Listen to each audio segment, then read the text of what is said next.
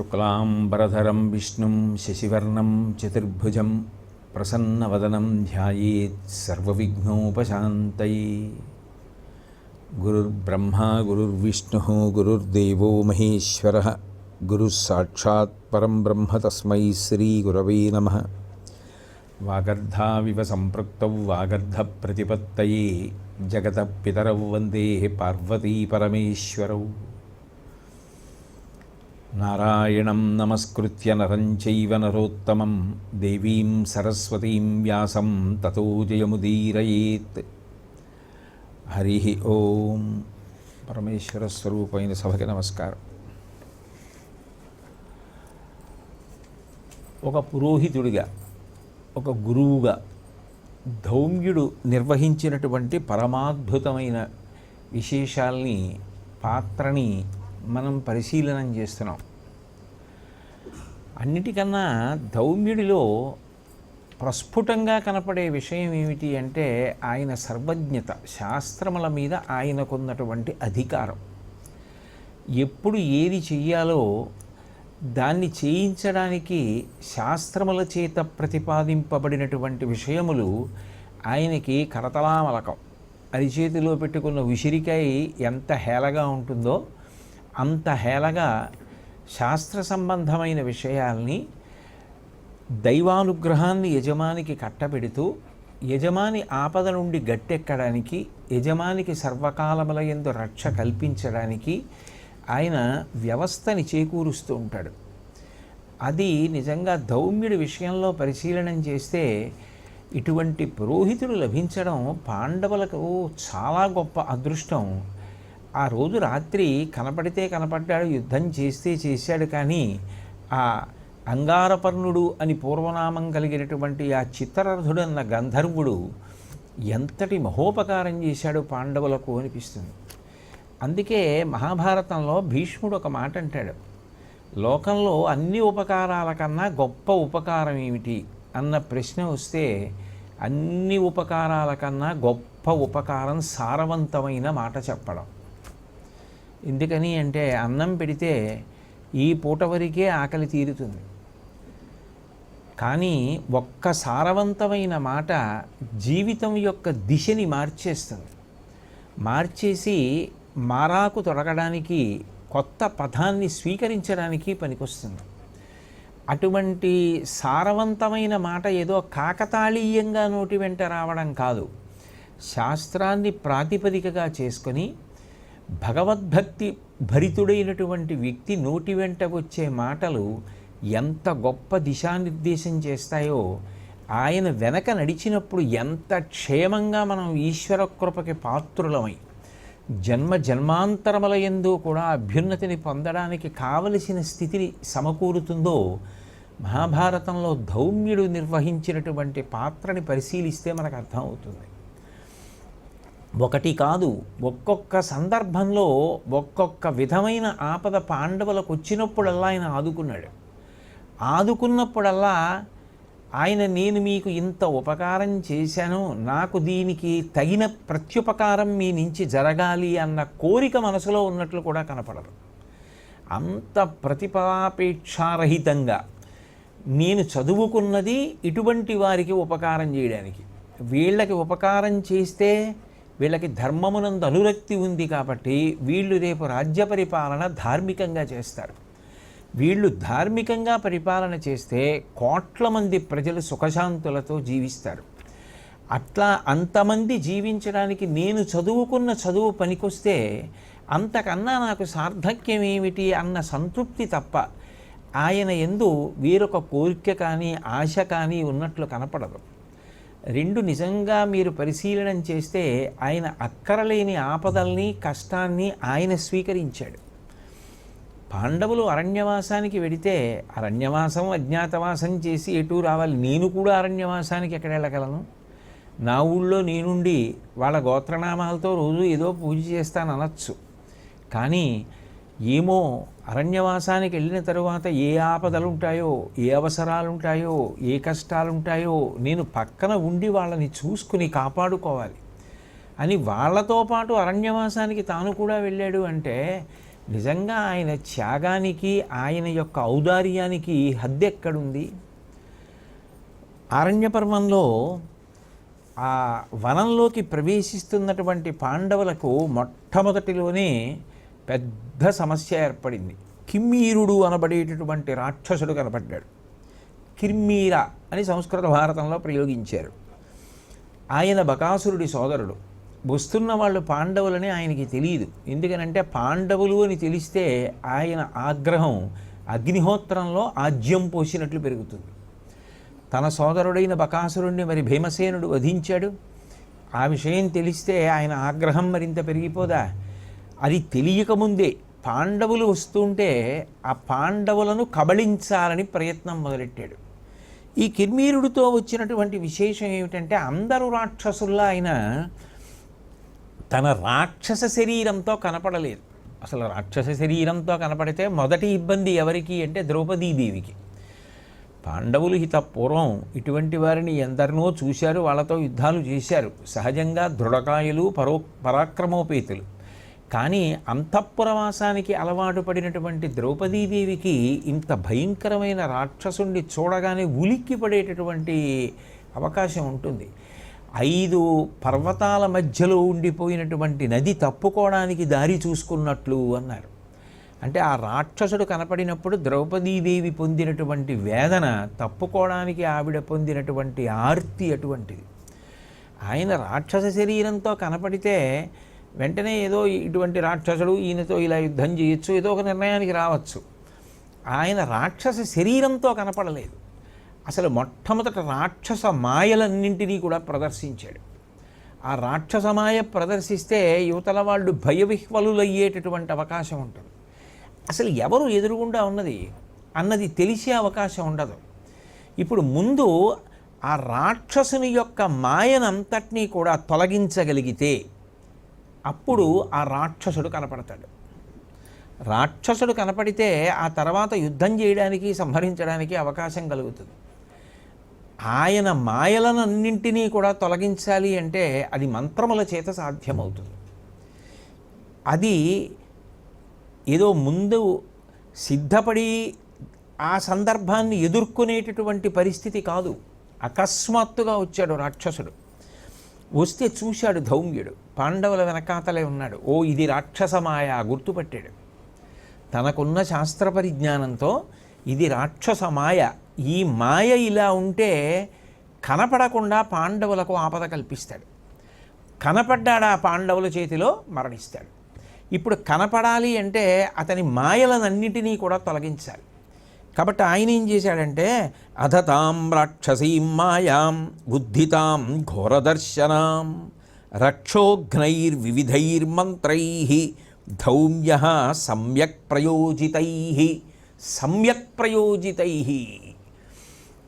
ఆ మంత్రములను ఏ స్వరంతో ఎలా చదవాలో అంటే, ముందు ఆ మాయలు చూసి తానే భయవిహ్వలుడైపోయి, నాకు అప్పుడు గుర్తు రాలేదండి, నేను అదేదో చూడడంలో నేను మర్చిపోయానండి, ఇలాంటి మాటలంటే ఆయనకే స్థిమితం లేనివాడు ఎవరికి ఉపకారం చేస్తాడు? ముందు బుద్ధిని ఏకాగ్రంగా ఉంచగలిగినటువంటి స్థితి ఆయనకు ఉండాలి కదా. ఆ ఏకాగ్రత, ఒక పక్క రాక్షసమాయలు, ఒక పక్క ద్రౌపదీదేవి పరుగులు, అరుపులు, పాండవుల తడబాటు, అసలు అది ఎవరో తెలియదు. కానీ తాను స్థిరచిత్తంతో నిలబడి స్వరం తప్పకుండా ఏ మంత్రములను పఠిస్తే రాక్షస మాయలన్నీ కూడా తొలగింపబడతాయో అటువంటి మాయలను తొలగించగలిగినటువంటి మంత్రములన్నిటినీ కూడా పఠించాడు. దానివల్ల ఏమైంది అంటే, రక్షోఘ్నైర్వివిధైర్మంత్రై, ఏదో ఒక మంత్రం కాదు, వివిధ మంత్రములను ఆయన ఆ సమయంలో పఠించినటువంటి కారణం చేత ఆ రాక్షస మాయలన్నీ కూడా తొలగిపోయాయి. రాక్షస మాయ తొలగిపోగానే రాక్షసుడు కనపడ్డాడు. కనపడిన తర్వాత సరే, అప్పుడు పాండవులు మాట్లాడడానికి, తెలుసుకోవడానికి అవకాశం కలిగింది. అందులో ఉన్నవాడు భీముడని, తన సోదరుడైన బకాసురుణ్ణి వధించిన వాడిని తెలిసిన తరువాత ఆ రాక్షసుడు యుద్ధానికి వస్తే భీమసేనుడు గొప్ప యుద్ధం చేసి ఆ యుద్ధంలో ఆ కిర్మీరుణ్ణి మట్టు పెట్టాడు. అంటే ఆయన ధృతి, ఆయన ఒక ఆపత్కాలంలో సంయమనంతో నిలబడగలిగిన స్థితి, ఆ సమయమునందు ఎటువంటి మంత్రములను ప్రయోగించాలో అటువంటి మంత్రములను ప్రయోగించడంలో ఆయనకి శాస్త్రం మీద ఉన్నటువంటి పరిపూర్ణమైన అధికారం, ధౌమ్యుని యొక్క సర్వజ్ఞత బట్టబయలవుతుంది. అంటే పురోహితుడుగా వచ్చిన తరువాత ఆయన పాండవులను ఎన్ని రకాలుగా ఆదుకుంటున్నాడో, ఎన్ని రకాలుగా ఆపదల నుండి గట్టెక్కిస్తున్నాడో, ఎన్ని రకాలుగా దైవానుగ్రహాన్ని కట్టబెడుతున్నాడో మనకు అర్థమవుతుంది. ఆ తరువాత అరణ్యవాసం జరుగుతున్నటువంటి సమయంలో వ్యాస భగవానుడి యొక్క ప్రబోధం మేరకి ధర్మరాజు గారు అర్జునుణ్ణి తపస్సు కొరకని పంపించారు. పాండవులు 5గురు కలిసి ఉంటారు. అందున అర్జునుడంటే అందరికీ ప్రాణం. అందరన్నా అంతే, అందరన్నా ప్రాణమే. ఆ మాటే కదూ చెప్పింది. ఎందుకు ఆ మాద్రి పాండురాజు గారితో కలిసి సహగమనం చేసింది అంటే, కుంతీదేవితో మాట్లాడుతూ ఓ మాట అంది, నువ్వు బ్రతికుంటే నా పిల్లల్ని నీ పిల్లలుగా చూడగలవు, కానీ నేను బ్రతికుంటే నీ పిల్లల్ని అట్లా నా పిల్లల్లా చూడగలదన్న నమ్మకం నాకు లేదు, అందుకు నేను వెళ్ళిపోతున్నానండి. లేకపోతే నిజానికి కుంతీదేవి యొక్క సంతానం ఎవరు? ధర్మరాజు, భీముడు, అర్జునుడు. మాద్రికి నకులుడు, సహదేవుడు.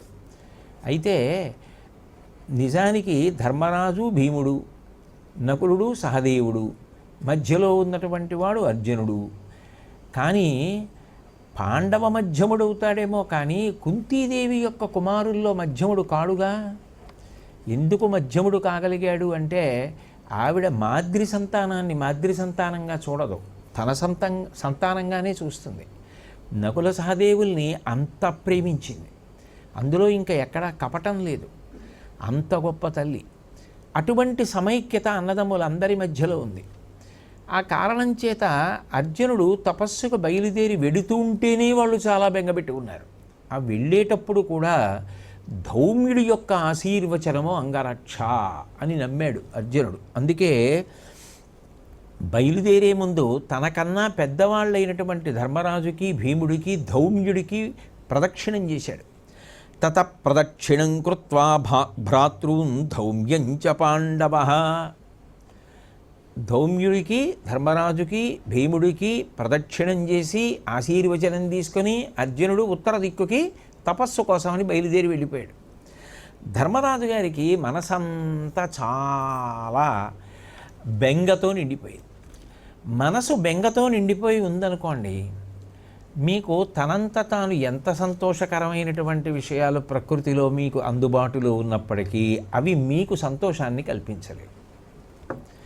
మీ మనసు సంతోషంగా ఉందనుకోండి, మీ చుట్టూ ఉన్నవి ఎట్లా ఉన్నా మీ సంతోషానికి కారణాలే అవుతాయి. అంటే నిజానికి మన సుఖదుఖాల్ని నిర్ణయించగలిగినటువంటి ప్రబల శక్తి ఎవరు అంటే మన మనసే. ఇన్నాళ్ళు అక్కడ ఉన్నటువంటి ఆ విప్రులందరి యొక్క వేద ఘోష్టితోటి, జరుగుతున్నటువంటి యజ్ఞయాగాదులతోటి, వచ్చి దర్శనమిచ్చి చెప్పేటటువంటి ఋషుల మంచి మాటలు వింటూ సత్కాలక్షేపం చేస్తున్నటువంటి ధర్మరాజు గారు అర్జునుడు వెళ్ళేటప్పటికీ మనసంతా బెంగతో నిండిపోయింది. ఆ బెంగతో నిండిపోయింది అనుకోండి, అస్థిమితంగా ఉంటుంది. ఆకలేసినట్లు అనిపించదు, ఆకలిస్తే తినాలనిపించదు, తిన్నా కడుపు నిండినట్లు ఉండదు, పడుకున్నా బడలికుంటుందేమో కానీ నిద్ర పట్టదు. ఎందుకని అంటే ఇంత పెద్ద స్థూల శరీరాన్ని నియంత్రించగలిగినది నిజానికి సూక్ష్మ శరీరం. ఆ మనసు ప్రశాంతంగా ఉందనుకోండి, కటిక నేల మీద చెయ్యి తల కింద పెట్టుకు పడుకున్నా గాఢ నిద్రలోకి వెళ్ళిపోతాడు. హంసతూలికా తల్పం మీద పడుకున్న మనసు ప్రశాంతంగా లేదనుకోండి, నిద్ర పట్టదు. ఆయన మనసు బెంగతో నిండిపోయింది. నిండిపోయినప్పుడు ధౌమ్యుడు ఎన్ని చెప్పినా, ఎంత అనుష్ఠాన తత్పరుడైనా, ఎంత భక్తి కలిగిన వాడైనా ఆయన ఇప్పుడు వాటి మీద దృష్టి పెట్టగలిగిన స్థితిలో లేడు. దృష్టి పెట్టగలిగిన స్థితిలో లేనప్పుడు ఆ బెంగతో అలా ఉండి చెయ్యవలసిన కర్మానుష్ఠానాన్ని చెయ్యలేదనుకోండి, తేజస్సు క్షయమైపోవట్లా. చెయ్యవలసినది శ్రద్ధతో చెయ్యట్లేదు, కాలాన్ని సద్వినియోగం చేసుకుని తేజస్సు పెంచుకోవడానికి ప్రయత్నము జరగట్లేదు. కాలమా ఆగదు, కాలం వెళ్ళిపోతుంది. అయిపోతాయి 12 ఏళ్ళు, గిర్రం తిరిగిపోతాయి, అజ్ఞాతవాసం వస్తుంది. అప్పుడు వీళ్ళందరినీ కూర్చోబెట్టుకుని వినడానికి, మంచి పనులు చేయడానికి అవకాశం ఏమి ఉండదు. ఎక్కడో ఎవరికీ తెలియకుండా కాలక్షేపం చేయాలి. ఏడాది అయిపోయింది, వచ్చి ఏం చేయాలి? రాజ్యం కోసం ప్రయత్నించాలి, యుద్ధం చేయాలి. ఎవరు అవతల? భీష్ముడు, ద్రోణుడు, కర్ణుడు, దుర్యోధనుడు, అశ్వత్థామ, ఇటువంటి వాళ్ళందరూ ఉన్నారు. వాళ్ళని సంహరించాలి అంటే, యుద్ధంలో గెలుపొందాలి అంటే ఇది వాళ్ళకి సువర్ణావకాశంగా భావించాలి. ఈ సమయాన్ని సద్వినియోగం చేసుకోవాలి, తేజస్సుని పెంచుకునే ప్రయత్నం చెయ్యాలి. అర్జునుడు తపస్సు చేసుకుంటున్నాడు, ఈయన బెంగపెట్టు కూర్చుంటే, అన్నగారు ఇలా ఉన్నారని మిగిలిన వాళ్ళు బెంగపెట్టు కూర్చుంటే, ఎవరు చేసే పని ఎవరూ చేయకపోతే, అర్జునుడు ఒక్కడూ తపస్సు చేసి తేజోవంతుడై తిరిగి వచ్చినా వీళ్ళ తేజస్సు క్షయమైపోవట్లా? వీళ్ళ తేజస్సు పెరగడానికి అవకాశం ఎక్కడుంది? దైవానుగ్రహాన్ని పొందితే కదా పెరగడం. కాబట్టి మనసుకి శాంతి కలగాలి. మనసుకి శాంతి కలగడం అన్నది ఎట్లా కలగాలి? తేజస్సు పెరిగే విధంగా కలగాలి. కాబట్టి ఇప్పుడు నేను ఏ మార్గాన్ని అన్వేషించాలనుకున్నాడు. అనుకుని అర్జునుడు తిరిగి వచ్చే లోపల తీర్థయాత్ర చేసొస్తే అన్నాడు. ఎందుకని? తానున్న ప్రదేశం వదిలేసి కొత్త ప్రదేశానికి వెళ్ళాడు అనుకోండి, ఇదిగో ఇది ఫలానా మహర్షి ఆశ్రమం, ఇది గొప్ప కొండ, ఇది గొప్ప నది, ఇది గొప్ప తీర్థం, ఇలా చెప్తున్నారనుకోండి, మీ మనసు అనుకోకుండా దాని వైపుకి తిరుగుతుంది. అనుకోకుండా మీరు అక్కడ దర్శనం, అటువంటి మహాపురుషులు తిరిగాడినటువంటి ప్రదేశంలో తిరిగిన కారణం చేత వాళ్ళ పాద ధూళి మీకు సోకడం, అటువంటి పవిత్రమైన జలాలలో స్నానం చెయ్యడం, ఇవన్నీ కూడా తేజోవృద్ధికి కారణాలు. అందుకే సనాతన ధర్మంలో తీర్థయాత్ర అనేటటువంటిది అంత ప్రధానమైన విశేషమై కూర్చుంది. ఎందుకని అంటే, ఇవన్నీ ఎందుకండి? ఆత్మవిచారం చేస్తే చాలదా అంటే, ఏది మనసు నిలబెట్టు, అదే నిలబెట్టగలిగితే ఇంత అల్లరెందుకు? అందుకు కదా ఇచ్చింది ఇవన్నీ ఋషులు. వాళ్ళేం చేతకాకి ఇచ్చారా, అమాయకులై ఇచ్చారా? మనిషి తరించడానికి కారణాల్లో తీర్థయాత్ర ఒకటి. అది తేజస్సుని కట్టబెడుతుంది. తేజస్సు ఏర్పడింది అనుకోండి, ఆ సత్వబుద్ధి ఏర్పడి భగవంతుని యందు భక్తి బాగా పరిపుష్టమైందనుకోండి, అయితే అది బాగా తీసుకుని శుద్ధసత్వంలోకి ప్రవేశించడానికి అవకాశం ఏర్పడుతుంది. 1వ తరగతి చదవకుండా నేను పెద్ద పెద్ద చదువులు చదువుతానంటే ఎట్లా సాధ్యమవుతుంది? ఎంత పెద్ద చదువు చదివిన వాడైనా ముందు 1వ తరగతి చదవవలసిన వాడే. అది చదవకుండా సాధ్యం కాదు కదా. కాబట్టి తీర్థయాత్రకు బయలుదేరాడు అంటే మీరు ఒక విషయాన్ని చాలా జాగ్రత్తగా గమనించవలసి ఉంటుంది. తీర్థయాత్ర అన్న దాంట్లో నిజంగా మాట్లాడితే దేవాలయాల దర్శనం కన్నా, దేవాలయాలలో ఉన్న మూర్తుల దర్శనం కన్నా పెద్ద స్థానం దేనికి ఇస్తారంటే తీర్థ స్నానానికి ఇస్తారు. తీర్థం ఎక్కడ ఉంటుంది? నదీ ప్రవాహంలోనే ఉంటుంది. నదీ ప్రవాహంలో ఎక్కడ స్నానం చేసినా నదీ స్నానమే. వారణాసిలో గంగానది ప్రవహిస్తూ ఉంటుంది. ప్రవహిస్తుంటే మీరు ఎక్కడ స్నానం చేసినా మీరు గంగా స్నానమే చేశారు. కానీ దానికి ఒక ఇబ్బంది ఉంది. ఎప్పుడూ గంగా స్నానం ఒక్కటే కాదు, ఆ గంగానదీ స్నానంలో తీర్థ స్నానానికి ప్రయత్నిస్తారు. మణికర్ణిక ఒక తీర్థం, మణికర్ణికా తీర్థంలో స్నానం చేస్తారు. ఎందుకు చేస్తారు అంటే, తీర్థస్నానము చేత మనిషి పునీతుడవుతాడు, విశేష తేజస్సుని సంతరించుకుంటాడు. కారణం ఏమిటి అంటే, ఒకానొకప్పుడు అంగిరసులు వాళ్ళు మహర్షులు, వాళ్ళు ఏం చేశారంటే చాలా కాలం పాటు యాగం చేశారు. తపస్సు, దీక్ష, ఈ రెండిటిని నియమముల యొక్క సమాహారంగా వాళ్ళు అనుష్ఠానం చేశారు. చేసి వాళ్ళు స్వర్గలోకానికి వెళ్ళిపోతున్నారు. వెళ్ళిపోతూ అమృతస్వరూపం కాబట్టి నదీ ప్రవాహాలలో అక్కడక్కడ కొన్ని చోట్ల వాటిని నిక్షేపించి వెళ్ళిపోయారు. ఈ మాట నేను చెప్తున్నది కాదు, సొంతంగా వేదమంత్రాలకి వ్యాఖ్యానం చేశారు మహానుభావుడు బ్రహ్మశ్రీ రేమెళ్ళ సూర్యప్రకాశ శాస్త్రి గారని. ఆయన మన జిల్లా వారే. ఇక్కడే ఉంది 8 శివాలయాల్లో ఒకటి సోమేశ్వరం, అక్కడే ఉండేవారు వారు. నేను ఆ ఇల్లు అవి దర్శనం చేశాను కూడా, అటువంటి మహాత్ముడు ఉన్న ఇల్లు అని. ఆ రేమెళ్ళ సూర్యప్రకాశ శాస్త్రి గారు ఆ మంత్రాలకు వ్యాఖ్యానం చేస్తూ తీర్థము అన్నది ఎందుకు వచ్చిందో చెప్పారు. ఆ తీర్థమునందు స్నానం చేస్తే ఏమవుతుంది అంటే, ఆయన గొప్ప తపస్సు చేసినట్టు, యాగములు చేసినట్టు, దీక్షా నియమములను పాటించినట్టు ఫలితం ఆ వ్యక్తికి సంక్రమిస్తుంది. సంక్రమిస్తుందా అంటే, ఒక్కొక్క కాలమునందు ఒక్కొక్క దేశమునందు మీరు చేసిన పనికి అంత విశేష ఫలితం ఉంటుంది. వచ్చిన అతిథికి పెట్టడం ఎప్పుడూ గొప్పే. శంకరాచార్యుల వారే బ్రహ్మచారిగా ఇంటికి వస్తే ఆయన చేతిలో పెడితే అది ఎంత గొప్పదవుతుంది. అదిగో అట్లా తీర్థమునందు స్నానం చేయడం అనేది అంత ఉత్కృష్టమైన విశేషం. అందుకే ప్రయత్నపూర్వకంగా తీర్థయాత్ర చేస్తారు. అది నిజంగా చెప్పాలి అంటే మీరు పౌరాణిక వాంగ్మయాన్ని పరిశీలిస్తే ఒక విషయం కనపడుతుంది. చిటికిన వేలు పట్టుకున్నందుకు, ఆమె ధర్మపత్ని అయినందుకు భర్త ఇవ్వగలిగినటువంటి గొప్ప కానుక ఇది అంటే, ధర్మపత్నితో కలిసి వెళ్ళి తీర్థస్నానం చేస్తారు. అందులో సభర్తృకంగా భర్తతో కలిసి చేసిన ఆ స్నానం యొక్క ఫలితం ద్విగుణీకృతం. నేను కాదు కదా విధి విధానాలు రాసిన వాడిని, వాటి యందు నమ్మకం ఉన్నవాడిని నేను అది ఎలా ఉందో అలా చెప్పగలనంతే. కాబట్టి దాంపత్యానికి సిద్ధి ఏది ఈ జన్మతో అయిపోదుగా, ఉత్తర జన్మలలో ఇంతకన్నా బాగుండాలని నీకు కోరిక ఉందిగా. బాగుండాలని కోరుకున్నప్పుడు నువ్వే కాదుగా, నిన్ను కట్టుకున్నందుకు ఆవిడేమైపోవాలి? ఆవిడ యొక్క జీవుడు ఉద్ధరింపబడాలంటే తీర్థస్నానం ఉన్న వాటిల్లో అత్యంత తేలిక మార్గం. ఆ తీర్థస్నానము కొరకు పెడతారు, అది తీర్థయాత్ర. తీర్థయాత్ర కడితే డబ్బులు అయిపోతాయండి అంటే డబ్బులు ఉంటాయి, ఇక్కడే ఉంటాయి. జీవుడు పేదవాడైపోతాడు. ఎందుకని? ఆయుర్నశ్యతి పశ్యతాం ప్రతిదినం యాతిక్షయం యవ్వనం ప్రత్యాయాంతిగతా పునర్న దివసా కాలో జగద్భక్షక లక్ష్మీస్తోయ తరంగభంగ చపలా విద్యుచ్చలం జీవితం తస్మాన్ మాం కరుణాకరం. స్వామి, ఆయుర్దాయమా అయిపోతోంది. సూర్యోదయ సూర్యాస్తమయాలలో ప్రతిరోజు ఆయువు క్షీణించిపోతోంది. భోగాల మిరుపుల్లా కనపడుతున్నాయి క్షణం.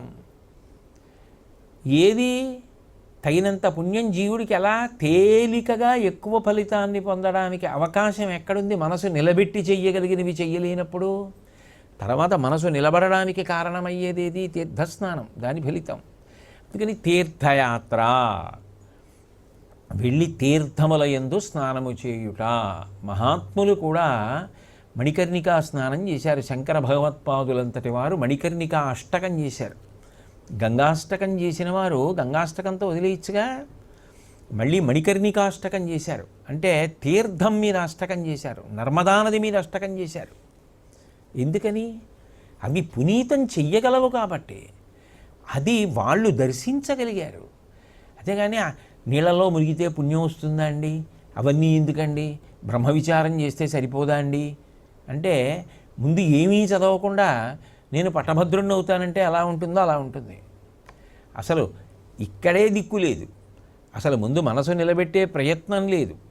భక్తి, భగవంతుడు, ఎందుకు అనుబంధం, ఇవన్నీ ముందు అధ్యవసాయంతో ప్రయత్నపూర్వకంగా బుద్ధిని నిలబెట్టి సాధన చేస్తే కదా. కాబట్టి ప్రత్యేకించి తీర్థయాత్రకి అంత విశేష స్థానం ఉంది. అంత విశేష స్థానం ఉంది కాబట్టే మనసు నిలబెట్టి నేను ఇప్పుడు చెయ్యలేకపోతున్నాను కనుక, అది ధర్మరాజు గారి తాత్పర్యం. అర్జునుడి మీద బెంగతో సత్కార్యముల యందు మనసు నిలబట్టలేదు. ఆ బెంగ చేత ఏమవుతోంది? అర్జునుడే స్మరణకు వస్తున్నాడు. ఒకప్పుడు గంగానదిలో నిలబడి సూర్యుడిని ఉపాసన చేశాడు. కాబట్టి తీర్థయాత్రకి వెడితే బాగుంటుంది. తీర్థయాత్రకి వెళ్ళేవాడు ఏం చేయాలి? 3 పనులు చేయాలి. ఒకటి, తీర్థయాత్రకి వెళ్ళడం అంటే వెళ్ళిపోవడం కాదు. వెళ్ళేటప్పుడు అసలు తీర్థయాత్ర తాను ఎందుకు వెడుతున్నాడు, ఎక్కడికి వెడుతున్నాడు, ఆ వైభవం ఏమిటి, అక్కడికి వెళ్ళి ఏం చేస్తాడు, చేసి ఏం పొందుతాడు, ఎవరు పొందారు, ఈ విషయాలు వినాలి. ఉత్సుకత కలుగుతుంది. బా, ఎప్పుడు ఎడతామా ఎప్పుడు ఎడతామా ఎప్పుడు ఎడతామా అని ఆర్తి కలుగుతుంది. అందుకే స్కాంద పురాణంలో అంత వర్ణించారు, తీర్థాలని, నదుల్ని, స్నానాల్ని అన్నిటినీ అంత గొప్పగా వర్ణించింది స్కాందం. ఏమి ఎందుకంది అని వర్ణించడం వ్యాసుడు? అవన్నీ అక్కర్లేనివి అయితే ఎందుకు వర్ణిస్తాడు ఆయన? మనం వ్యాసుడి కన్నా గొప్పవాళ్ళం కాదు కదా, అవన్నీ ఎందుకులే అనడానికి. కాబట్టి తీర్థస్నానము వలన అంత ప్రయోజనం ఉంది. కాబట్టి యాత్రకి బయలుదేరేటప్పుడు ముందు అసలు ఆ తీర్థముల గురించి తెలుసుకునే ప్రయత్నం చేయాలి. తెలుసుకునే ప్రయత్నం చేస్తే నీకు మానసికంగా ఉత్సాహం కలుగుతుంది వెళ్ళాలని.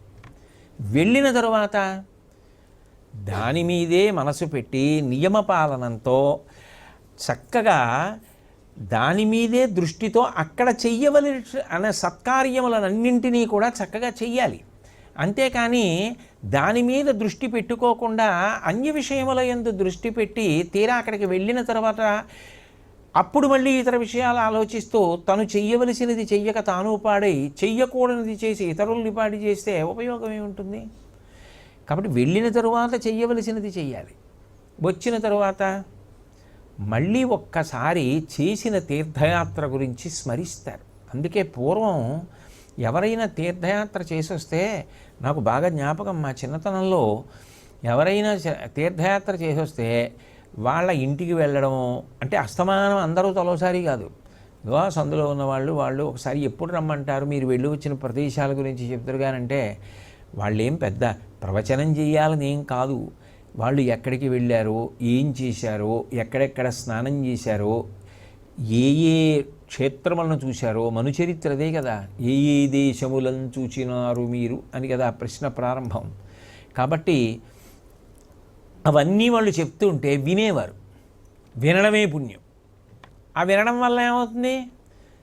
సాధక బాధకాలు తెలుస్తాయి, మనకి వెళ్ళాలన్న ఉత్సాహం కలుగుతుంది. దాన్ని స్మరిస్తూ ఉండాలి. స్మరణ ఏం చేస్తుంది? మనసు స్మరిస్తుంది. అంటే మానసికంగా నువ్వు అక్కడికి మళ్ళీ వెళ్ళి వస్తూ ఉంటావు. అదొక గొప్ప పుణ్య విశేషం. మనసుకు ఒక మంచి ఆలంబనం దొరికింది. కాబట్టి ధర్మరాజు గారంతటి వాడు కూడా తీర్థయాత్ర చెయ్యాలి అనుకున్నాడు. అనుకుంటే ధౌమ్యుడిని అడిగాడు. ఆయన అదృష్టం ఏమిటంటే వరుసగా చెప్పారు ఆయనకి. నారదుడు చెప్పాడు, లోమశ మహర్షి చెప్పాడు, ధౌమ్యుడు చెప్పాడు. మొదట పురోహితుడు కనుక ధౌమ్యుడిని అడిగాడు.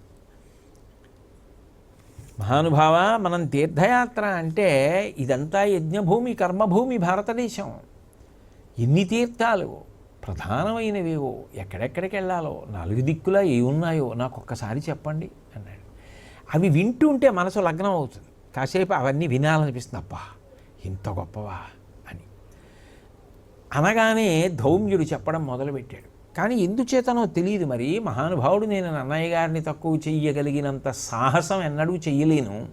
కానీ ఎందుకో నన్నయ్య గారు మాత్రం ధౌమ్యుడు చెప్పినటువంటి తీర్థయాత్రా విశేషాలన్నింటినీ కూడా తెలుగు భారతంలో ఇవ్వలేదు.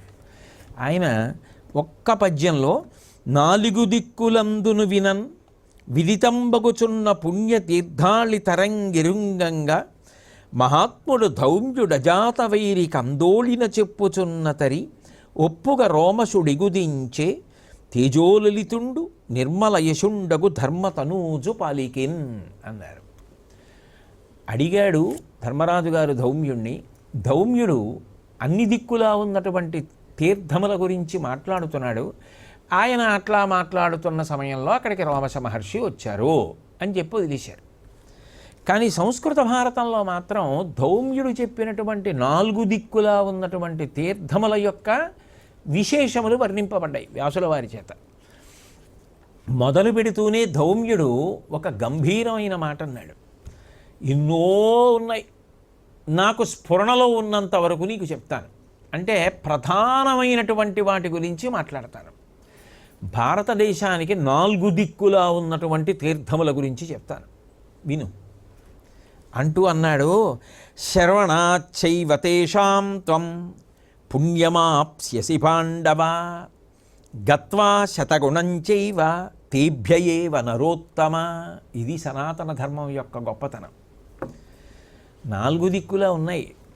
వెళ్ళాలని ఉండని వాళ్ళు ఎవరుంటారు? అందరికీ వెళ్ళాలని ఉంటుంది. అందరికీ వెళ్ళాలనున్నా అలా వెళ్ళలేకపోవడానికి కొన్ని కారణాలు ఉంటాయి. ఆ కారణాలని వాళ్ళు అధిగమించలేకపోవచ్చు, వెళ్ళలేకపోవచ్చు. కానీ ధౌమ్యుడు అన్నాడు, శ్రవణాచ్చైవ తేషాం త్వం పుణ్యమాప్యసి పాండవ. ఇవి వింటే చాలయా పుణ్యం. విన్న తర్వాత వెళ్ళడానికి నువ్వు మార్గం చేసుకొని పట్టుదల ఉంటే కొన్నైనా పెడతాడుగా. వెళ్ళగలిగితే గత్వా శతగుణం చైవ తేభ్యయేవ నరోత్తమ, 100 రెట్లు పెరుగుతుంది పుణ్యం. కేవలం భక్తి శ్రద్ధలతో అబ్బా ఏమి దేశం, ఏమి తీర్థాలు, ఏమి అద్భుతం, ఏమి నదులు అన్న ఆ ఆనందంతో విన్నంత మాత్రం చేత అవి పుణ్యప్రదములే అంటే మీకేమర్థమవుతోంది? కూర్చోపెట్టి కట్టపెట్టేస్తున్నాడు.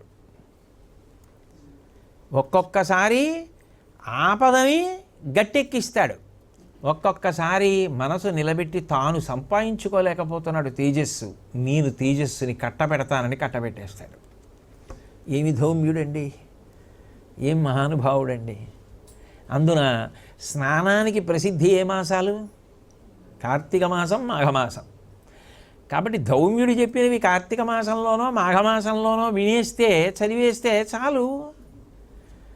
మనం ఇన్ని వెళ్ళగలమా అంటే ఏమో, వెళ్ళాలని మనకి ఉత్సాహం ఉంటే ఈశ్వర అనుగ్రహం తోడైతే వెళ్ళగలమేమో. కానీ ముందు వినడానికి కష్టం ఏమిటి? దానికి బాధే. అది విన్నంత మాత్రం చేత పుణ్యమని ధౌమ్యుడు ముందు అదేగా ప్రారంభం చేశాడు. అందుకని తూర్పు దిక్కుతో మొదలుపెట్టాడు.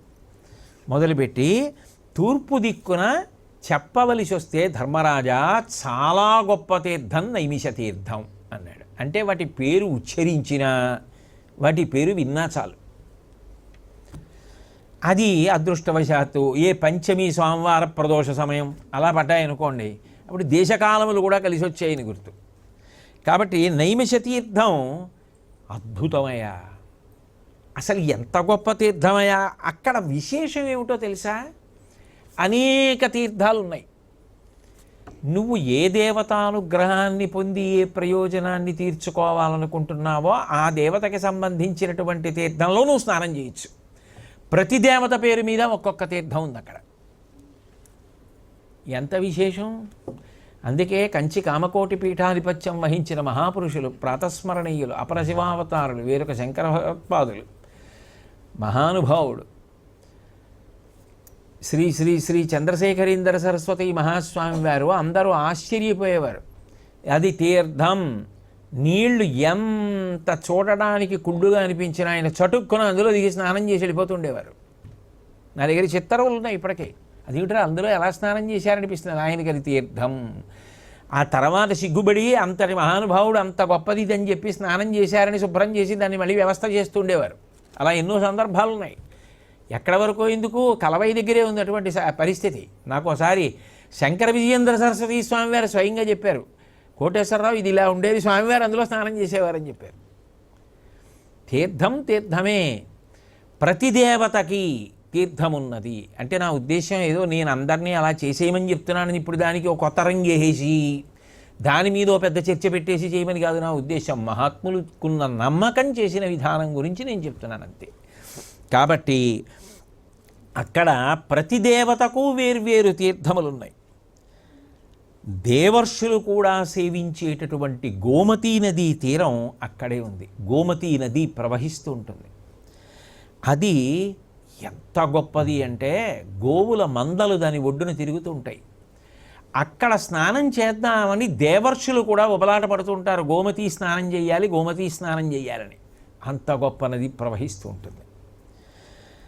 ఇక అక్కడ ఒక గొప్ప పర్వతం ఉంది, దాని పేరు గయ పర్వతం అంటారు.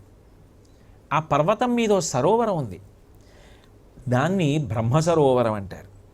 ఆ బ్రహ్మసరోవరం స్నానం చేసి తీరాలోయ్, అంత గొప్ప తీర్థం అది. ఆ తర్వాత గయాతీర్థం. ఈ గయాతీర్థం ఉందే, ఇది బతికున్న వాళ్ళు కాదు, చచ్చిపోయిన వాళ్ళు కూడా అనుకుంటారట. ఎక్కువ మంది పిల్లల్ని అందామనుకుంటారట. దీనికి అంటే కారణం చెప్పాడు ధౌమ్యుడు.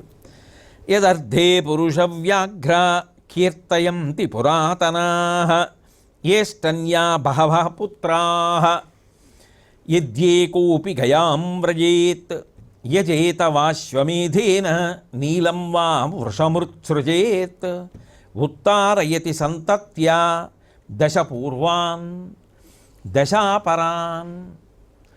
అంతమంది పిల్లలుంటే ఎవడైనా ఒక్కడైనా గయ పెడతాడేమో, గయలో శ్రాద్ధం పెడతాడేమో, మా పేరు చెప్పి గయలో అన్నం పెడతాడేమో, ఎవడైనా ఒక్కడైనా మా పేరు చెప్పి ఎద్దుని వదిలిపెడతాడేమో. వృషత్సర్జనం అంటారు కదూ, మా పేరు చెప్పి ఎద్దుని విడిచిపెట్టేవాడో అశ్వమేధం చేసేవాడో ఒక్కడైనా ఉంటాడేమో అని వెంపర్లాడతారట. చనిపోయిన వాడి పేరు మీద ఎద్దుని విడిచిపెట్టడం అంత గొప్పదిగా వర్ణింపబడింది, అది విశేషం. అందున నల్లని ఎద్దు అంత ప్రఖ్యాతి అన్నారు. ఆ నల్లని ఎద్దుని వదిలిపెడతాడో అశ్వమేధం చేస్తాడో అని ఆశపడతారట. గయాతీర్థం పితృదేవతల్ని ఉత్తీర్ణుల్ని చేయడంలో అంత గొప్పదయా. వాళ్ళు ఎదురు చూస్తుంటారు, అయ్యో నా పిల్లల్లో ఎవరైనా గయ వస్తారా, మాకేమైనా చేస్తారా అని ఆశపడతారయ్యా. కాబట్టి ఇందులో విశేషం ఏమిటంటే అలా ఎవడైనా చెయ్యగలిగితే 10 తరాల ముందు 10 తరాల వెనక ఉద్ధరింపబడతారు. ఆ క్షేత్ర మాహాత్మ్యం అటువంటిది. కాబట్టి ఆ గయ సమీపాన మహానది అని ఒక నది ప్రవహిస్తూ ఉంటుంది, అనేక తీర్థములతో కూడి ఉంటుంది. గయాశిరము అనబడేటటువంటి తీర్థం ఉంది అందులో, దాని పేరు గయాశిరము, ఆ తీర్థం పేరు. దాని స్నానం 20 తరాలు అంటే తనతో కలిపి 21 తరాలు తరించడానికి కారణమవుతోంది. ఎవడైనా వస్తాడా మా వాడని పితృదేవతలు చూస్తూ ఉంటారయా. అంటే చూడు ఒక్కొక్క తీర్థం యొక్క శక్తి ఎంత గొప్పదో. ధర్మరాజుకి ఎంత ఆర్తిగా ఉంటుంది వెడదామని. మళ్ళీ పట్టాభిషేకం అయిపోతే ఇంత ఖాళీ దొరుకుతుందా? మంచి ఖాళీ దొరికింది. ఈ ఖాళీ దొరికినప్పుడే చాలా చేసేయాలి, చాలా మంచి పనులు చేసేస్తే బాగుంటుంది. అంతేగాని ఖాళీ దొరికిందని తిని పడుకుంటే ఏం ప్రయోజనం? ఖాళీ దొరికినప్పుడే అది శాశ్వత తేజస్సుకి కారణం అయ్యేటట్టుగా మంచి పనులు చేయాలి. కాబట్టి ఇప్పుడే చేసేయాలి తీర్థయాత్ర అనుకున్నాడు. అక్కడ అక్షయ్యవటము అనబడేటటువంటి ఒక పెద్ద మర్రి చెట్టు ఉంది, ఇప్పటికీ కనబడుతుంది. గయ వెళ్ళి మీలో చాలామంది వెళ్ళొచ్చి ఉంటారు పితృదేవతలకి శ్రాద్ధకర్మలు చేయడానికి. పెద్ద మర్రి చెట్టు ఉంటుంది. దాని కాండము కొమ్మలు ఎప్పటికీ నశించవు ధర్మరాజా. ఆ చెట్టు కింద పితరుల పేరు చెప్పి ఎవరు అన్నం పెడుతున్నారో అది అక్షయమై కూర్చుంటుంది. అందుకే ఇంట్లో శ్రాద్ధం పెట్టినా ఇది గయాశ్రాద్ధముతో సమానముగాక అని చివరి మంత్రం చెప్తారు. కాబట్టి అన్నం అక్కడది అక్షయమవుతోంది. అక్కడ ఫల్గు అనబడేటటువంటి నది ఉంది. అంతేకాదు అక్కడికి దగ్గరలోనే ఫలమూలాలనిచ్చే కౌశికీ నది ఉంది. అంటే ఒక్కొక్క నదీ జలానికి ఒక్కొక్క లక్షణం. నేను ఒకసారి కాశీ వెడితే అక్కడ నాకు ఒక మహా విద్వాంసుడు, ఒక ఆయన సంస్కృత పండితుడు, మహానుభావుడు, గొప్ప ఉపాసకుడు, భక్తి తత్పరుడు, ఆయన నాకు పరిచయం అయ్యారు. పరిచయం ఏమిటి? అటువంటి మహాత్ముని యొక్క దర్శనం చేసే అదృష్టం కలిగిందనడం సత్యం. ఆయన నాతో నేను ఎప్పుడూ వినని ఒక ఆశ్చర్యకరమైన విషయం చెప్పారు. ఏమండి కోటేశ్వరరావు గారు, మీరు ఏ నదికి దగ్గరలో ఉన్నారో, ఏ నది నీళ్లు తాగుతుంటారో దాన్ని బట్టి మీరు తినే ఆహారం నిర్ణయింపబడి ఉంటుంది అన్నాడు ఆయన. నేను ఆశ్చర్యపోయాను, అదేమిటన్నాను. మా గంగానది నీళ్లు తాగిన వాళ్ళు ఆవుల పాలు బాగా తాగాలండి, పాల పదార్థాలు తినాలి. అందుకే మీరు చూడండి కాశీపట్టణంలో ఎక్కడ చూసినా కుండల్లో పెరుగు, కోవా, పాల ఉత్పత్తులు యథేచ్ఛగా దొరుకుతాయి. ఇక్కడ ఏది తిన్నా జఠరాగ్ని అలా ఉంటుంది, ఆకలి అలా వేస్తుంది, ఆకలి అలా వేస్తుంది, అలా జీర్ణం అయిపోతుంది. అది గంగ నీటికి ఉన్న శక్తి. గోదావరి నదికి సంబంధించినటువంటి నీరు తాగితే కొంచెం వేడి చేసే పదార్థాలు తినాలి. అందుకే మీ ప్రాంతాల వైపు ఊరగాయలు పెట్టుకుని తినడం అన్నది అలవాటైంది. ఊరగాయలు ఎక్కువగా పెట్టడం, ఆ మామిడికాయ వస్తోంది అనేటప్పటికీ ఇంకా గబగబా ద్రవ్యాన్ని సిద్ధం చేసుకుని ఏడాదికి పచ్చళ్ళు పెట్టుకోవడం, పక్క వాళ్ళకు కూడా ఇస్తూ ఉండడం, ఇవన్నీ అలవాటు అవ్వడానికి కారణం అది అన్నాడు ఆయన. అని ఆయన నాకు చాలా విచిత్రమైన విశేషాలు చెప్పాడు. అలాగే మహానది గురించి చెప్పాడు, ఆ నది విశేషం చెప్పాడు. అయితే నాకు నిజంగా ఆశ్చర్యం అనిపించింది. ఈ కోణంలో ఎప్పుడూ ఆలోచించలేదే, నిజమేను అనిపించింది నాకు. కాబట్టి ఫలమూలాలనిచ్చే కౌశికీ నది ఉంది. నీకు ఆశ్చర్యకరమైన విషయం చెప్పనా ధర్మరాజా? అక్కడే విశ్వామిత్రుడికి బ్రహ్మర్షిత్వం సిద్ధించింది. అక్కడ తూర్పున గంగానది ఉంటుంది. ఆ గంగా యమునలు సంగమిస్తాయి అక్కడ. ఆ గంగా యమునలు సంగమించేటటువంటి ప్రదేశం ఉందే, అది పరమ ప్రఖ్యాతి వహించినటువంటి ప్రదేశం. అది లోకవిఖ్యాతి. ఆ సంగమంలో స్నానం చెయ్యాలి అని ఎందరో కోరుకుంటారు ధర్మరాజా. బ్రహ్మగారు మొట్టమొదటి యజ్ఞం చేసినటువంటి ప్రదేశం ప్రయాగ. త్రివేణి సంగమం అంటాం కదా, బ్రహ్మగారంతటి వాడు యజ్ఞం చేశాడు. ఎక్కడ చెయ్యాలన్న ప్రశ్న వస్తే ప్రయాగలో చేస్తానని చేశాడు. అంటే అసలు ఆ ప్రదేశం ఎంత గొప్పదో ఆలోచించు, ఆ స్నానం ఎంత గొప్పదో ఆలోచించు. అంత గొప్పది అని చెప్పి అక్కడే కాలంజర పర్వతం అని ఒక పర్వతం ఉంది. ఆ పర్వతం మీద ఉండేటటువంటి వాతావరణం చూస్తే అబ్బా వర్ణించ సాధ్యం కాదు, అంత రమణీయంగా ఉంటుంది. పరమ పవిత్రమై కళ్యాణకరమైనటువంటి హిరణ్య బిందువు అనబడే ఆశ్రమం ఉంది ఆ కొండ మీద. ఆ హిరణ్య బిందువు అన్న ఆశ్రమమే అగస్త్య మహర్షి యొక్క ఆశ్రమం ఒకప్పుడు. అక్కడ అంతమంది మహాత్ములు వస్తుండేవారు. అంటే అది తొక్కడమే ఎంత అదృష్టం. నేను ఒకప్పుడు నర్మదా నది స్నానానికి వెళ్ళాను. నర్మదా నది స్నానానికి వెళ్ళి ఆ నర్మదా నది ఆనకట్ట చూడడానికి వెళ్ళి ఎవరో తెలుగు వాళ్ళు కనపడి అదృష్టవశాత్తు నాకు లోపలికి తీసుకెళ్ళి చూపిస్తుంటే అక్కడి నుంచి చూస్తే అసలు నిజంగా ఆ నర్మదా ప్రవాహం, ఆ ఓంకార క్షేత్రం, ఆ కొండ ప్రవాహం, అబ్బా ఏమి భారతీయ వైభవం రా, ఏమి నదులురా, ఏమి సంస్కృతిరా. ఎన్ని జన్మలెత్తినా ఏమీ ఇబ్బంది లేదు, కానీ ఇందులోనే పుట్టాలి, ఈ నదులలో స్నానం చెయ్యాలి, ఆ భక్తి మిగిలిపోతే చాలు, ఈ దేశంలో పుడితే చాలు, ఈ ధర్మంలో పుడితే చాలు, వీటిలో బ్రతికితే చాలు అనిపించింది. అంత అద్భుతంగా ఉంటాయి అని తూర్పు దిక్కు గురించి ఆయన చాలా చెప్తే నేను కొంతే చెప్పాను. తూర్పు దిక్కున ఉన్నటువంటి ప్రధానమైనటువంటి తీర్థముల గురించి, నదుల గురించి మాట్లాడి దక్షిణ దిక్కున ఉన్నటువంటి వాటి గురించి మాట్లాడాడు. దక్షిణ దిక్కు పేరెత్తగానే మొట్టమొదట ఏది చెప్పాడు అంటే యస్యామాఖ్యాయతే పుణ్య దిశి గోదావరీ నది బహ్వా రామా బహుజల తాపసా చరితా శివ. పరమమంగళప్రదమైన నది ఉందయా. మునులందరూ కూడా అందులో వెళ్ళి స్నానం చేయాలని కోరుకుంటారు. దక్షిణ దిక్కున అంత గొప్ప నది. ఆ నది పేరు గోదావరి. మనం ఎంత అదృష్టవంతులం, ఆ గోదావరి నీరు తాగి బతుకుతున్నాం. ఎక్కడ స్నానం చేసినా గోదావరి స్నానం చేస్తున్నాం. ఏడాదికి ఒక్కసారైనా నదీ ప్రవాహానికి నమస్కారం చేసిన స్నానం చేయగలిగితే అదృష్టవంతులం. కాబట్టి అక్కడ ఎందరో తాపసులు, ఋషులు వచ్చి సేవించి నమస్కరించి వెడతారు. దాని స్నానం అంత గొప్పది. ధర్మరాజా తప్పకుండా గోదావరిలో స్నానం చెయ్యాలి, అంత గొప్పది సుమా అన్నాడు. విశేషం ఏమిటంటే గోదావరి అనేటప్పటికీ లోతు ప్రస్తావిస్తాడు. చాలా లోతైన నది అని. శ్రీనాథుడు ఆ గోదావరి నది మీద ఒక అద్భుతమైన విషయం చెప్తాడు. ఆపాతాళ గభీర నీరకు సుధాహరామల ఛాయకున్ ద్వీపాలంకృతికిన్ మహేంద్రనగరీ నిశ్రేణికాయష్టికిన్ తాపాపాయ విధా విహర్త్రికి మహోధన్వా దృఢాలింగన వ్యాపార ప్రతిపన్న సౌఖ్యకును సాష్టాంగంబు గంగమ్మకున్ అన్నాడు. నేను సాష్టాంగపడుతున్నాను గంగమ్మకు అన్నాడు. ఎందుకని? రెండూ గంగమ్మలే. ఇది గౌతముడు తెచ్చాడు, అది భగీరథుడు తెచ్చాడు. రెండూ శివచటాజూటంలోంచి వచ్చినవి. సాష్టాంగంబు గంగమ్మకున్. ఎటువంటి గోదావరిట? ఆపాతాళ గభీర నీరకు, పాతాళం వరకు ఉందేమో ఈ నది అనిపిస్తుంది. అంత లోతు, అంత లోతు గోదావరి. ఆపాతాళ గభీర నీరకు సుధాహారామల ఛాయకున్. కృష్ణానది నీళ్లు నల్లగా ఉంటాయి.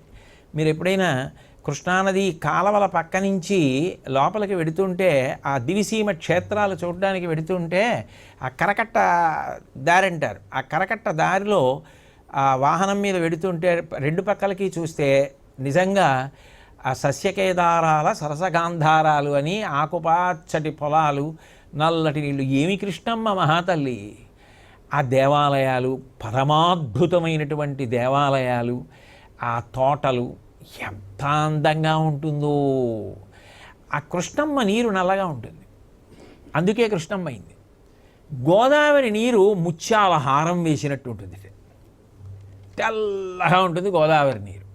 గోదావరి నీరు తాగిన వాళ్ళకి ధారణాశక్తి ఎక్కువ, బాగా జ్ఞాపకం ఉంటుందంటారు. అందుకే ఎవరైనా ఇప్పటికీ పుస్తకం లేకుండా చెప్పేవాళ్ళు, వేదం బాగా ఘనపాఠం అవి చెప్పేవాళ్ళు ఉంటే వీడు గోదావరి తీరం వాడు ఏమిట్రా అని అడుగుతుంటారు. అంటే ఒక్కొక్క నదికి ఉన్న గొప్పతనం. నేను ఎవరిని తక్కువ చేయట్లేదు, ఏ నదిని తక్కువ చేయట్లేదు. నేను ఈ దేశంలో పౌరుణ్ణి, అన్నీ నాకు సమానమే, అన్నీ పవిత్రమే. ఇందాక నర్మద గురించి నేను చెప్పలా, గంగ గురించి చెప్పలా, ఇన్ని మార్లు చెప్పా. కానీ తాను తాగే నీళ్ల గురించి కొంచెం ఎక్కువే చెప్పాలి, న్యాయం అది.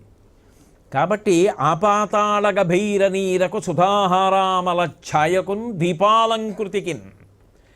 ఏ నదికి లేని వైభవం గోదావరి కోటుందిటే. ఎక్కడ చూసినా మధ్య మధ్యలో ఇసుక తిన్నెలు కనపడుతుంటాయి. ఎంత ప్రవాహం వచ్చినా అన్నీ మాత్రం పొడుగుపోవు, మధ్యలో ఇసుక తిన్నె కనపడుతుంటాయి. దీపాలంకృతికిన్ మహేంద్రనగరీ నిశ్రేణికా యష్టికిన్. ఏం ప్రయోగం చేశాడో శ్రీనాథుడు. ఇది నది ఏమిట్రా, ఇది నిచ్చెనన్నాడు. దేనికి నిచ్చెన అంటే ఎంత పెద్ద ఎత్తు ఎక్కవలసి వచ్చినా నిచ్చెన ఉంటే 2 కర్రలు పట్టుకుని మెల్లిగా దాని మీద కాళ్ళు వేసుకుంటూ పైకి ఎక్కేయచ్చు. ఇందులో స్నానం చేస్తే ఒక్కొక్క మెట్టు ఎక్కేసినట్టే. ఇందులో స్నానం దేనికి మార్గం? స్వర్గలోకానికి చేరడానికి. అందుకని స్వర్గానికి నిచ్చెన ఈ నది అన్నాడు.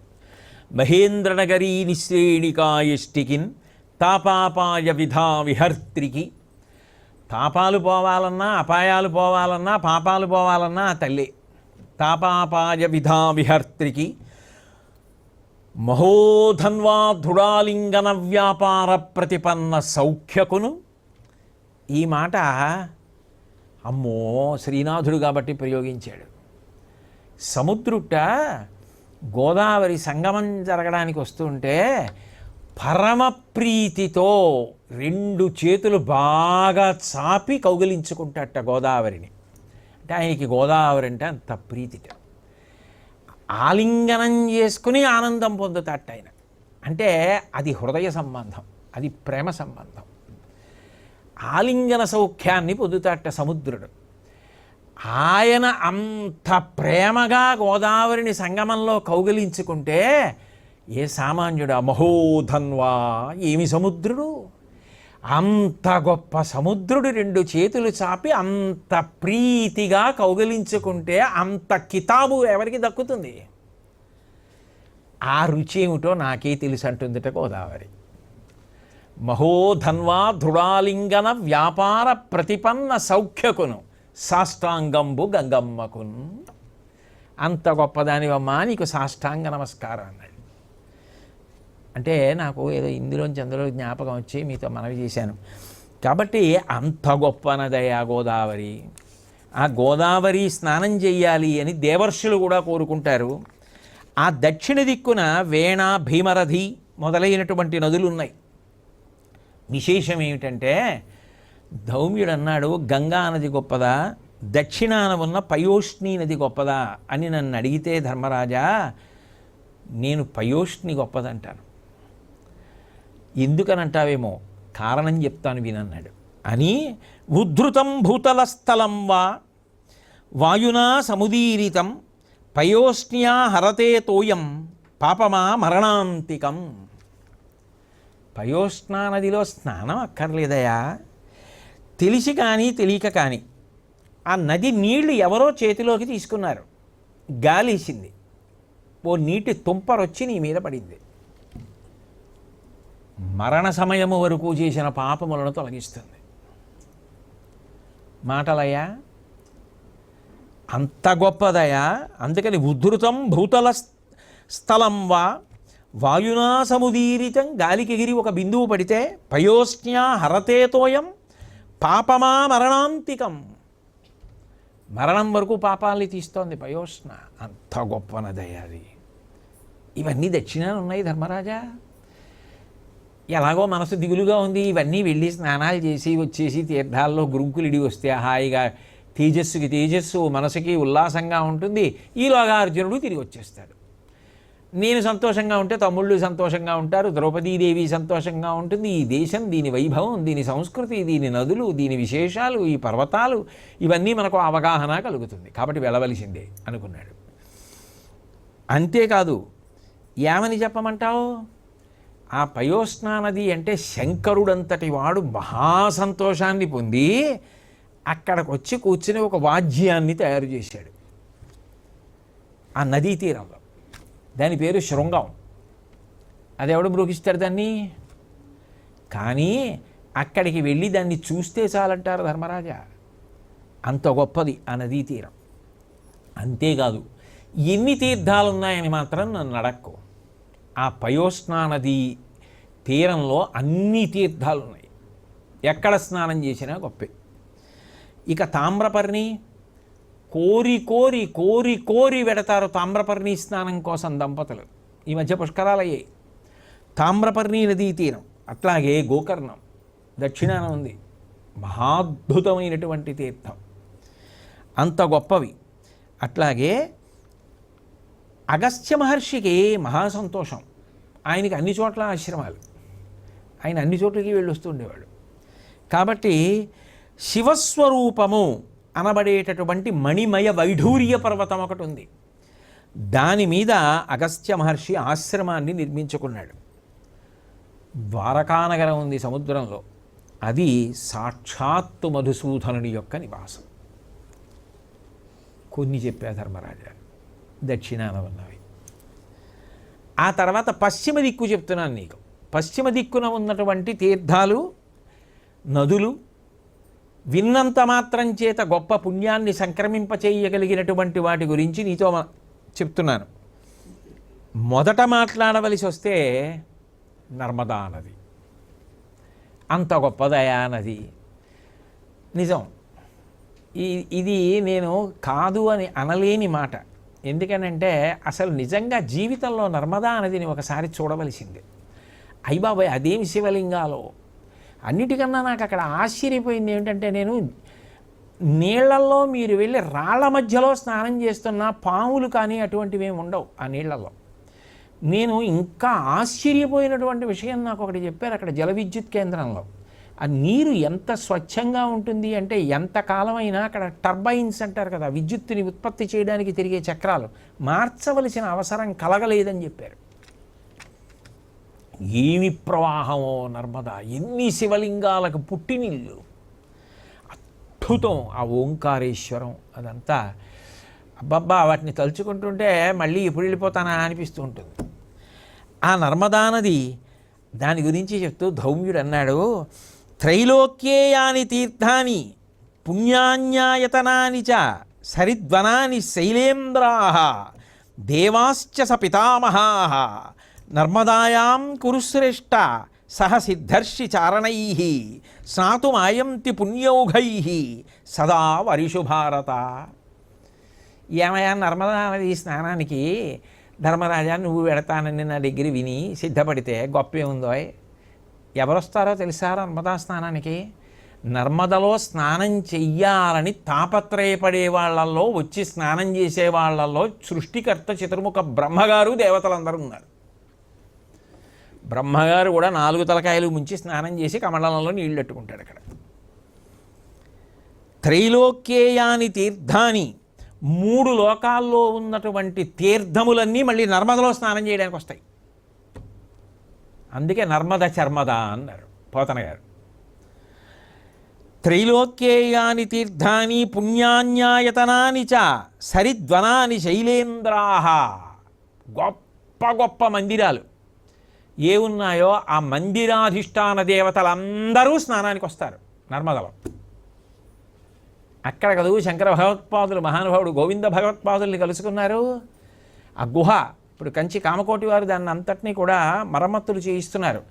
అక్కడే కలుసుకున్నారు. అక్కడికి వెళ్ళి మేము అందరం కూడా శంకర భగవత్పాదులు, గోవింద భగవత్పాదుల మీద స్తోత్రాలు చేశాం కూడా. కాబట్టి సరిద్వనాని శైలేంద్రాః, ఈ భారతదేశంలో ఉన్న నదుల యొక్క అధిష్టాన దేవతలు. గొప్ప గొప్ప అరణ్యాలు, గంధమాధనం, ఇటువంటి పర్వతాల మీద పెరిగినటువంటి గొప్ప గొప్ప అరణ్యాలు ఉన్నాయే నైమిషం, ఇటువంటి వాటి అధిష్టాన దేవతలన్నీ స్నానానికి వస్తాయి నర్మదలో. దేవాశ్చ సపితామహాహ, దేవతలందరూ వెనక నడిచొస్తుంటే చతుర్ముఖ బ్రహ్మగారు కూడా వచ్చి స్నానం చేస్తారు. దేవతలందరూ స్నానం చేస్తారు వాళ్ళ తేజస్సు రక్షణ కొరకు నర్మదలో. ఏం చెప్పమంటావు అంటే ధర్మరాజు గారికి లే బయలుదేరదాం అనిపిస్తుందా అనిపించదా? మళ్ళీ 12 ఏళ్ళు అయిపోతే ఎప్పుడు కుదురుతుంది ఇంకా అనిపిస్తుందా? మనసు ఎంత తేలిక పడిపోయి వింటుంటాడు. ఇప్పుడు అర్జునుడి మీద బెంగస్థానంలో ఎప్పుడు పెడతామా, ముందు తూర్పు పెడదామా, దక్షిణం పెడదామా, పశ్చిమం పెడదామా, ఉత్తరం పెడదామా అన్న ఆలోచనలు వస్తాయా? కాబట్టి దేవాశ్చ స పితామహాః నర్మదాయాం కురు శ్రేష్ఠ సహ సిద్ధర్షి చారణై, సిద్ధులు ఋషులు చారణులు అందరూ వచ్చి నర్మదలో స్నానం చేస్తూ ఉంటారు. స్నాతుమాయాంతి పుణ్యౌఘై సదా వరిషు భారత, వీళ్ళు వాళ్ళు అని చెప్పవలసిన అవసరమే ఉందయా? నర్మదా స్నానం చేశాడు అంటే ఎక్కడో పెట్టి పుట్టాడు అని గుర్తు. కాబట్టి నర్మదా స్నానానికి అంతమంది వస్తారు. రామాయణంలో ధర్మరాజా విశ్రవసో బ్రహ్మ గురించి విన్నావు కదా, ఆ విశ్రవసో బ్రహ్మ ఇక్కడే ఉండేవాడు ఆశ్రమాన్ని కట్టుకొని. ఇక్కడే ఆయనకి కుబేరుడు పుట్టాడు. కాబట్టి విశ్రవసో బ్రహ్మ యొక్క కుమారుడైనటువంటి కుబేరుడు పుట్టినటువంటి పరమ పవిత్రమైన ఆయన ఆశ్రమం ఇక్కడే ఉంది, విశ్రవసో బ్రహ్మ యొక్క ఆశ్రమం. వైఢూర్య శిఖరం అనబడేటటువంటి మంగళ పర్వతం ఈ నది ఒడ్డునుంది.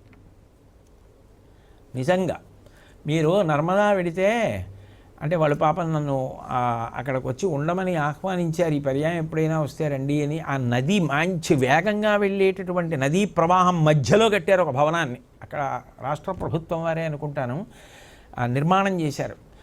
అందులో పడవల్లో మళ్ళీ బయటకు వస్తూ ఉంటారు. అందులో ఉంటే ఇంకా చుట్టూ నర్మదా ప్రవాహమే. ఎంత గొప్పగా ఉంటుంది. గుమ్మంలోకి వస్తే నర్మదా స్నానం అన్నమాట. కాబట్టి అంత గొప్పదయా. మైనాక పర్వతం, అసిత పర్వతం అవన్నీ అక్కడ ఉన్నవి. అట్లాగే పవిత్రమైనటువంటి క్షేత్రాలు కేతుమాల, మేధ్య, హరిద్వారం, సైంధవారణ్యం, ఇటువంటి అరణ్యాలు, ఇటువంటి క్షేత్రాలు ఇవన్నీ కూడా అక్కడే ఉన్నాయి.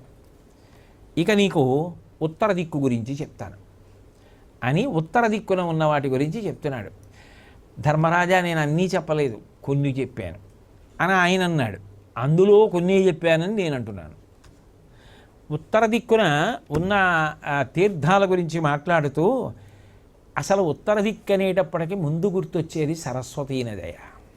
అబ్బా ఏమి నదయ ధర్మరాజా! ఆ సరస్వతీ నది, యమున. ఏమి యమున? కృష్ణ పరమాత్మ మీ ఆపద్బాంధవుడు, మనకే ఆపద్బాంధవుడు, మనందరికీ ఆపద్బాంధవుడు. ఆ యమునా తీరంలోనే కదా ఆ రాసలీల. అసలు అవతార స్వీకారం చేయగానే యమున దాటాడు కదా. కాబట్టి ఆ యమునా నది, ఆ సరస్వతి యమునా నదుల సంగమ స్థలాలు. అందున మీరు చూసి తీరాలి. కొన్ని నదుల యొక్క సంగమ స్థలాలు చూస్తే అవును ఇది నిజమనిపిస్తుంది. కృష్ణానది హంసలదీవి దగ్గర సాగర సంగమం చేస్తుంది. అసలు ఆ సాగర సంగమం దృశ్యాన్ని చూస్తే 2 కళ్ళు సరిపోవు. అబ్బా ఇంత గొప్పగా ఉంటుందా అనిపిస్తుంది. యానాం దగ్గర మీరు పడవలో వెడుతూ ఉంటే 2 పక్కల ఒడ్ల మీద దేవాలయాలే. ఆ పడవలో వెడుతూ ఎక్కడో ఉంటుంది సముద్రం, ఇంకా 30-40 కిలోమీటర్ల అవతల ఉంటుంది. మహోధన్వా దృఢాలింగన వ్యాపార ప్రతిపన్న సౌఖ్యకును కదూ. గోదావరి వస్తోందని అక్కడికి చేతులు చాపి కౌగిలించుకుంటుంది. కౌగిలించుకోవడంలో కొద్దిగా వెనక్కి వస్తుంది, అంటే పులకరింత చేత ఆగిందేమో. అక్కడ నీళ్లు మీరు నోట్లో వేసుకుంటే కొంచెం ఉప్పగా ఉంటాయి, ఎందుకంటే చెయ్యి మరి సముద్రం అక్కడ వరకు వచ్చేసింది. కాబట్టి నిజంగా ఆ సంగమ స్థలాలు వాటి వైభవం అంత గొప్పగా ఉంటుంది.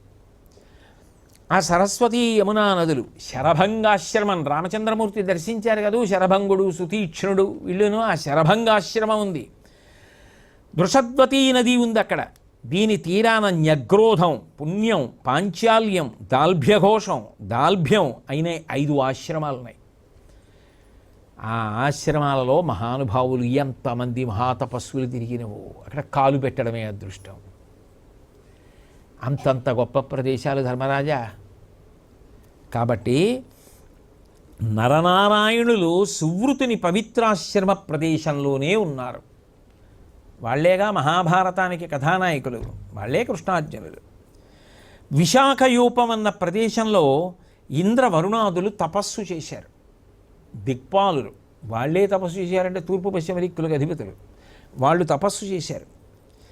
జమదగ్ని పలాశవనంలో యాగాలు చేస్తే ప్రఖ్యాత నదులు వచ్చి నిలబడి చూస్తూ ఉంటాయిట. అంటే అసలు ఆ ప్రదేశం ఎంత గొప్పదో ఆలోచించండి. దాని పేరు ఎత్తితే చాలు. దాని పేరు జమదగ్ని పలాశవనం.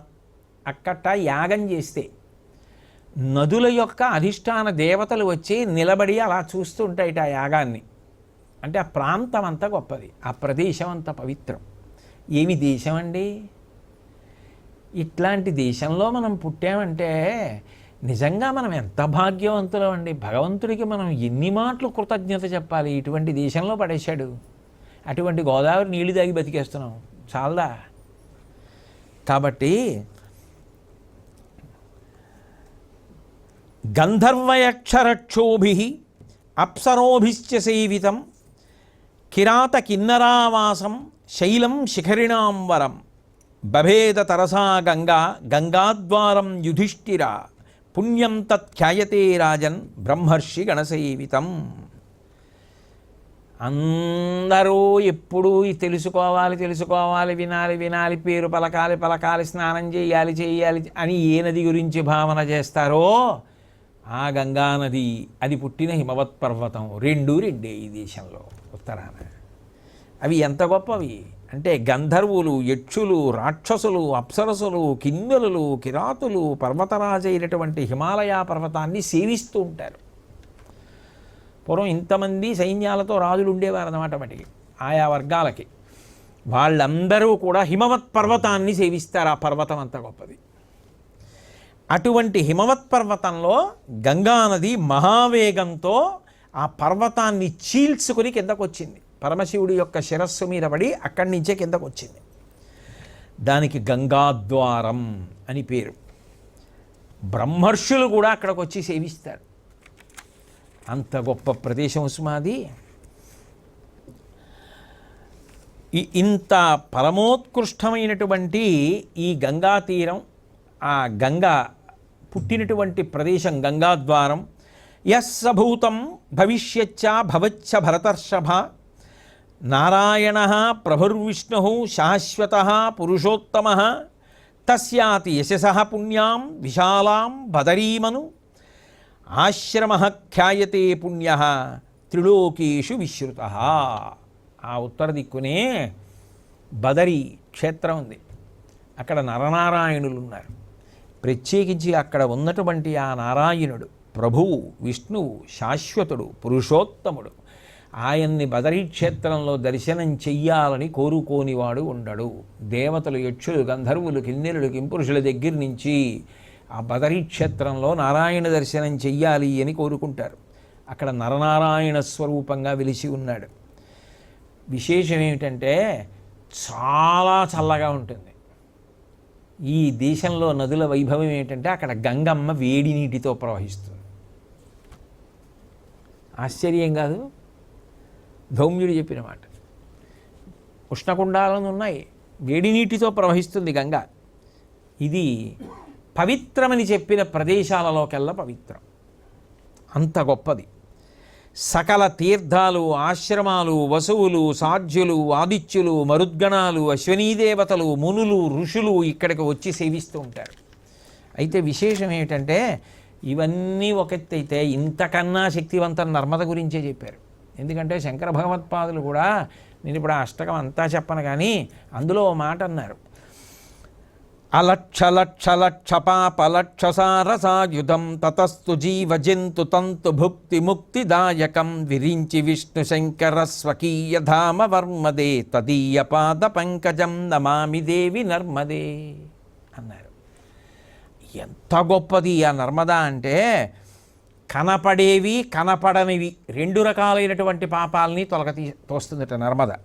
అంతేకాదు ప్రాణుల యొక్క బంధనములను తెంచేసి మోక్ష మార్గం వైపుకి నడిపిస్తుందట. విశేషం ఏమిటంటే బ్రహ్మ విష్ణు మహేశ్వరులు కూడా నీ తేజస్సు చేత రక్షింపబడాలని ఓ నర్మదా నీకు నమస్కరించి నీ యందు ములుగుతారు.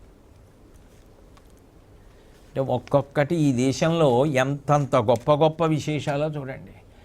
అలాగే ఆ హిమవత్ పర్వత ప్రాంతంలో గంగాద్వారం దగ్గర గంగానదిలో స్నానం చేయడానికి, ఆ బదరీలో గంగలో స్నానం చేయడానికి సకల తీర్థాలు, ఆశ్రమాలు, వసువులు, సాధ్యులు, ఆదిత్యులు, మరుద్గణాలు, అశ్వనీదేవతలు, మునులు, ఋషులు ఇక్కడ సేవిస్తూ ఉంటారు. ఇది వింటే పుణ్యం ధర్మరాజా, విడితే 100 రెట్లు. ఎంత తేలిగ్గా ఇచ్చేస్తున్నాడు ధౌమ్యుడు ఇన్ని తీర్థాల పుణ్యాన్ని. కాబట్టి ఇవన్నీ చూడవలసినవే. ఆ తర్వాత రోమశుడు చెప్పాడు సంతోషంగా, ధర్మరాజు గారు అర్జునుడు లేడుగా, తపస్సుకి వెళ్ళాడు. భీమ, నకుల, సహదేవ, ద్రౌపదీదేవులతో కలిసి బయలుదేరి వెళ్ళాడు.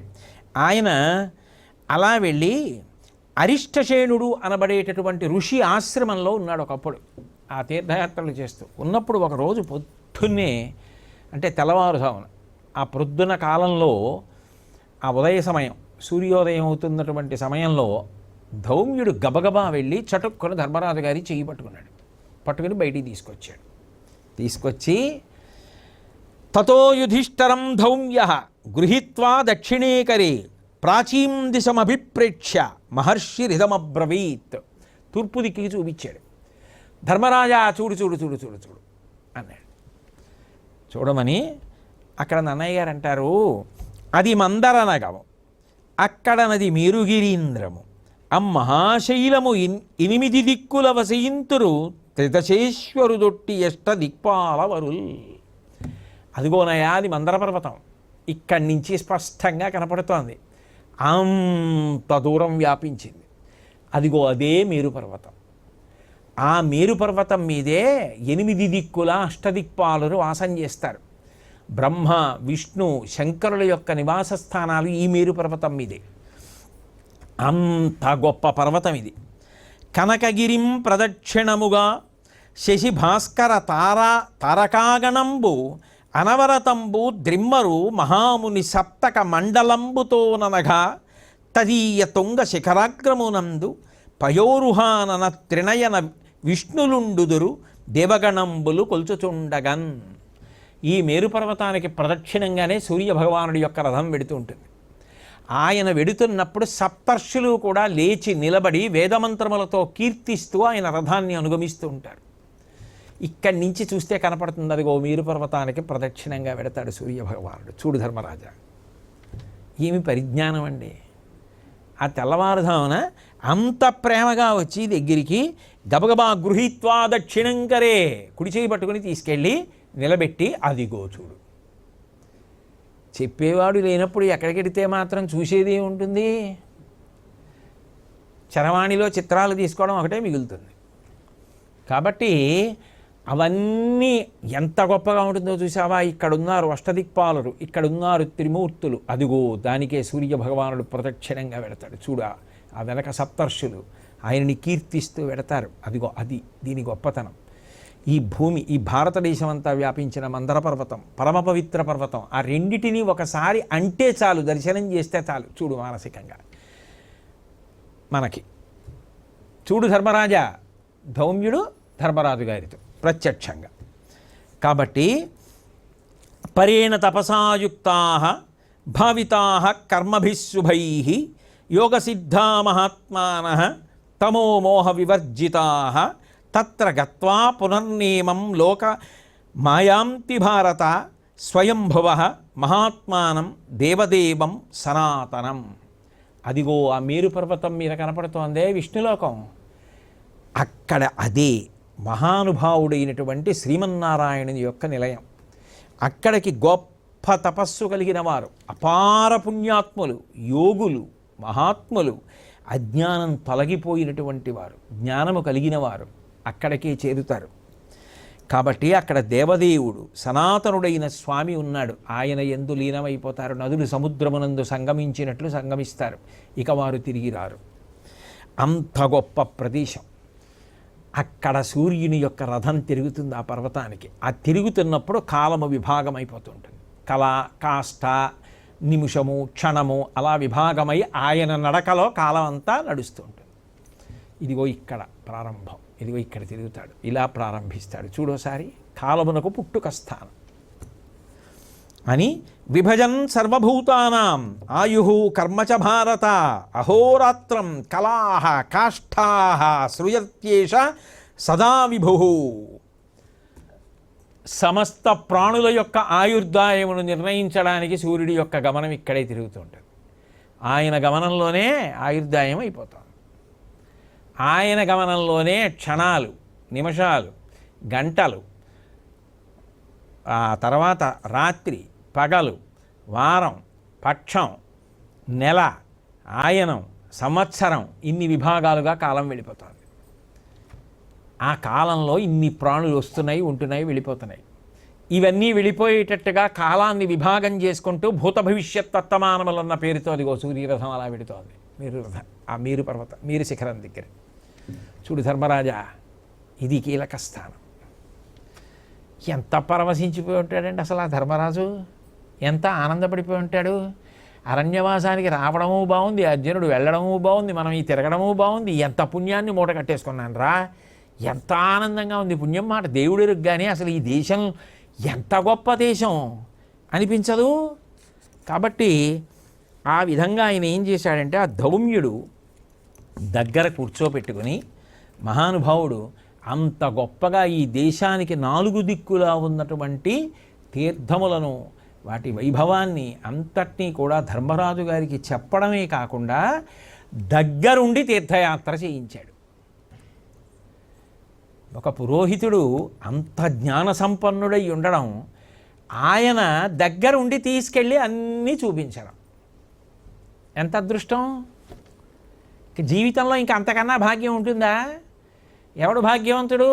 7 ఏళ్ళు అయిపోయాయి, 8 ఏళ్ళు అయిపోయాయి, బాబు ఇంకా 5 ఏళ్ళే మిగిలాయి, ఇది పూర్తి చేసి ఇంకో ఏడాది అజ్ఞాతవాసం చేసి వచ్చేస్తారేమో అని ఏడుస్తూ గదిలో కూర్చుని సమావేశాలు నిర్వహిస్తున్నవాడు అదృష్టవంతుడా?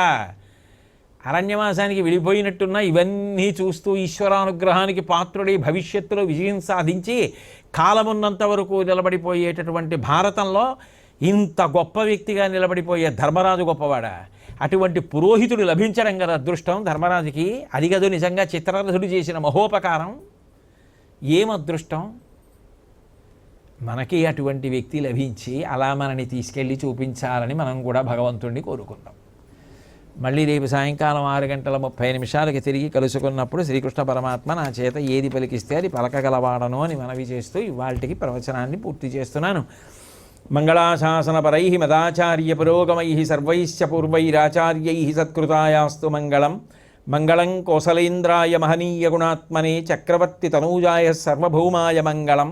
ఉమాకాంతాయ కాంతాయ కామితార్థప్రదాయినే శ్రీగిరీశాయ దేవాయ మలినాథాయ మంగళం. సర్వం శ్రీ ఉమామహేశ్వర పరబ్రహ్మార్పణమస్తు. స్వస్తి.